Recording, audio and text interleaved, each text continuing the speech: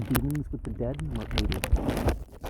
At this period, about 7 years after the disappearance of Russell Colvin, a lad walking near the house of Barney Byrne was attracted by the movements of a dog that seemed to have discovered some object of interest near the stump of an ancient tree upon the banks of the Battenkill River.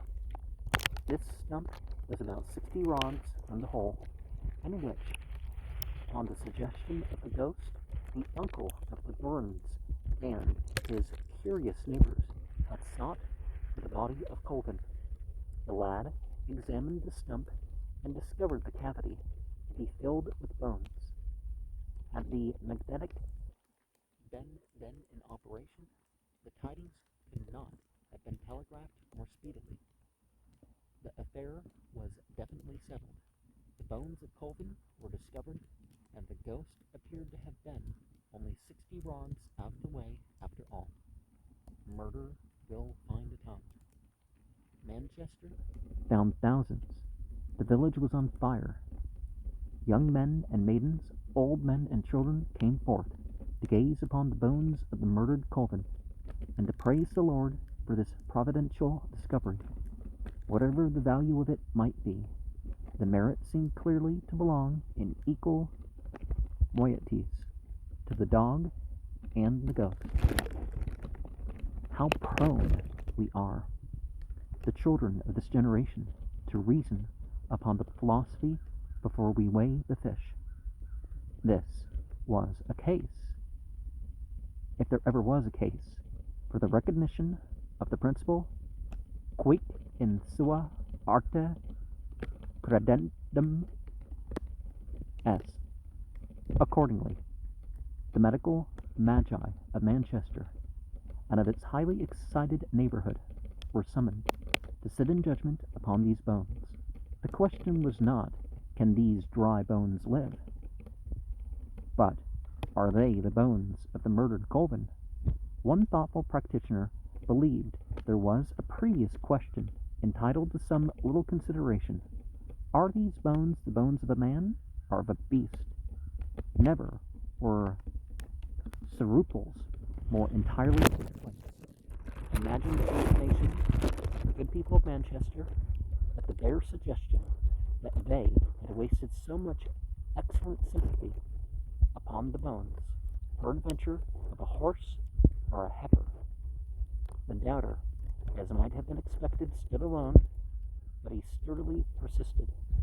The regular faculty, with the eyes of their well-persuaded patients riveted encouragingly upon theirs, expressed their clear conviction that the bones were human bones, and human bones ooze with the murdered Colvins.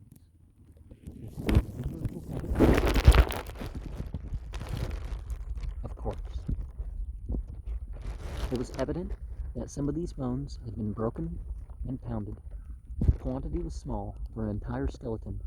Some few bones had been found beneath a barn belonging to the father of the Burns, which had been previously consumed by fire, and some persons may have supposed that the murderers, having deposited the dead body there, had destroyed the barn to conceal their crime, and finding a part of the body unconsumed after the conflagration, had deposited that part in the hollow stump to be disposed of at some future moment of convenience. A very plausible theory. You know, it has to be a theory if it's supported by facts. But if it's just a guess, it's not a theory. Very plausible theory, beyond all doubt. But the doubting doctor continued to turn over these bones with an air of provoking unbelief, now and then perhaps holding aloft in significant silence the fragment of a cranium of remarkably sheepish proportions. This was not to be endured. Anatomical knowledge appears not to have made uncommon strides in that region in 1819, for when it was finally decided to compare these bones with those of the human body, there actually seems to have been nothing in that region which would serve the purpose of the faculty, but the leg of a citizen, long before amputated and committed to the earth. I will here adopt the words of the Reverend Mr. Haynes. A Mr. Salisbury, about 4 years ago, had his leg amputated, which was buried at the distance of 4 or 5 miles. The limb was dug up, and, by comparing it, was universally determined that the bones were not human.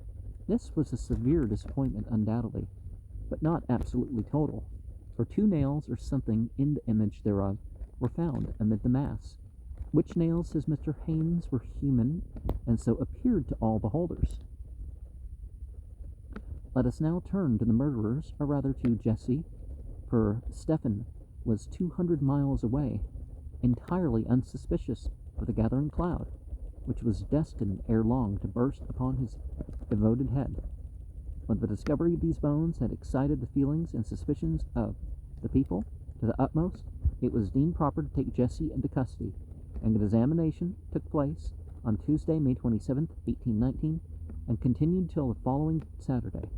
This examination was conducted in the meeting house, as it appears from the testimony of Truman Hill upon the subsequent trial, who says of Jesse that when the knife was presented to him in the meeting house, and also when the hat was presented to him, his feelings were such as to oblige him to take hold of the pew to steady himself.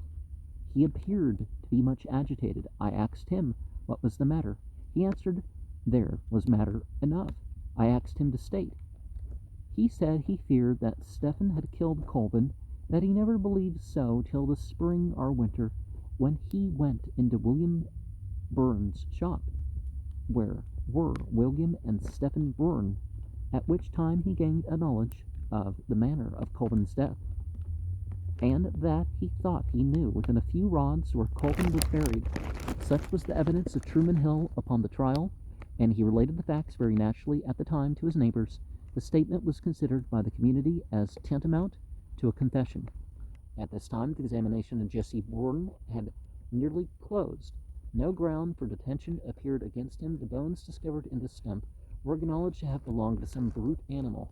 It was the general opinion that Jesse should be released, when this declaration of his to Truman Hill turned the tide of popular sentiment entirely, and Jesse Bourne was remanded to prison. Truman Hill was the jailer, or in his own conservative phraseology, he kept the keys of the prison. Jailers are rather apt to look upon their prisoners as great curiosities in proportion to the crimes with which they are charged, and themselves as showmen. Most men are sufficiently willing to be distinguished for something or other to see Jesse Bourne, to catechize the wretched man, to set before him the fear of death and the hope of pardon, to beg him to confess nothing but the truth. Of course, these were privileges, favors, and Truman Hill had the power of granting them. It's best to do things, for their own sake, or do things because they're right, or, rather than just, favors and all that. Thus, he says, he let in Mr. Johnson, and when Mr. Johnson came out, he went in himself and found Jesse in great agitation, and then he himself urged Jesse to confess the truth, of course, if he said anything, assuring him that every falsehood he told would sink him deeper in trouble. It must have been evident to the mind of Jesse that a confession of the murder would be particularly agreeable to the public, and that a continued protestation of his innocence would disappoint the reasonable expectations of his fellow citizens. Jesse confessed to Judge Skinner that Stephen had probably buried Colvin's body in the mountain, and that the knife, found with the button in the hole indicated to his uncle by the ghost, was doubtless Colvin's, for he had often seen Colvin's mother use it to cut her tobacco. Judge Skinner and Jesse took an edifying walk up the mountain in search of the body. They did not find it, which is very surprising. About the middle of the month of May, 1819, Mr. Orange Clark, a neighbor of Stephen Bourne in the town of Denmark, some 200 miles from Manchester, entered his dwelling in the evening. He took a chair and commenced a friendly conversation with Stephen and his wife, for Stephen had married a wife. The share of all his sorrows, his joys probably were few and far between, and not worth the partition. Shortly after, a Mr. Hooper, another neighbor, dropped in. He had scarcely taken a seat before another entered the apartment. Mr. Sylvester, the innkeeper, who upon some grave testimony then recently imported into Denmark, had arrived at the solemn conclusion that there was something rotten there. Stephen and his helpmate were doubtless somewhat surprised at this unusual gathering in their humble dwelling.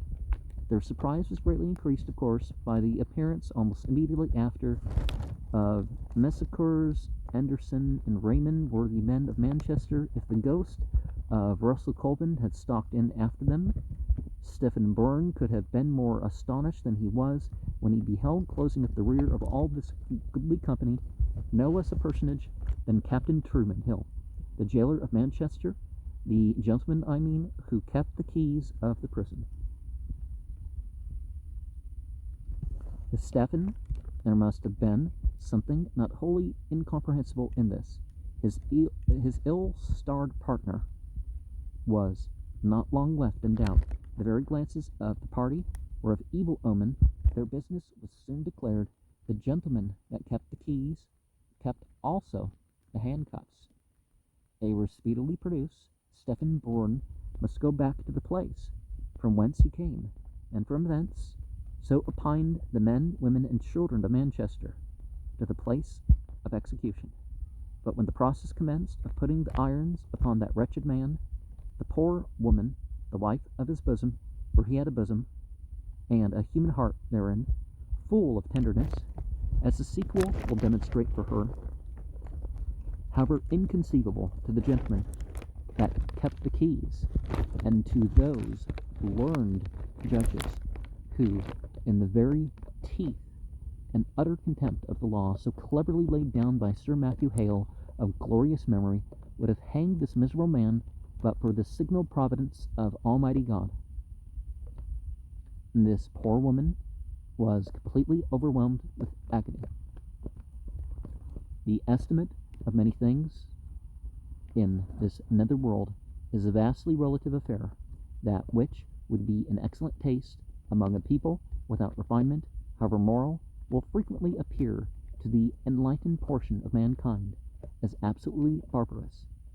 The idea of allaying the anguish of a wife, produced by the forcible removal of her husband in chains on a charge of murder, by making her presence, hurries one's imagination to the land of Hottentots, or of the Caffres, where the loss of a child is sometimes forgotten in the contemplation of a few glass beads, and no consolation proves so effectual for the loss of a wife as a nail or a hatchet. And yet, it is impossible, and it ought to be read the short and simple statement of that good man, the Reverend Mr. Haynes, without emotion. The surprise and distress of Miss Byrne on this occasion are not easily described. They excited the compassion of those who came to take away her husband, and they made her some presents. The prisoner, continues Mr. Haynes, was put in irons and brought to Manchester on the 15th of May. He peremptorily asserted his innocence, and declared he knew nothing about the murder of his brother-in-law. The prisoners were kept apart for a time. They were afterwards confined in one room. Stephen denied the evidence brought against him by Jesse, and treated him with severity. These men, imprisoned in May 1819, were not tried until October of that year. The evidence upon which they were convicted of murder in the first degree lies now before me, certified up to the General Assembly of the State of Vermont, upon the request by Judge Dudley Chase, November 11th, 1819. Let us now turn from mondets and dreams and ghosts and doubtful relics to the duly certified testimony upon which these men were sentenced to be hung.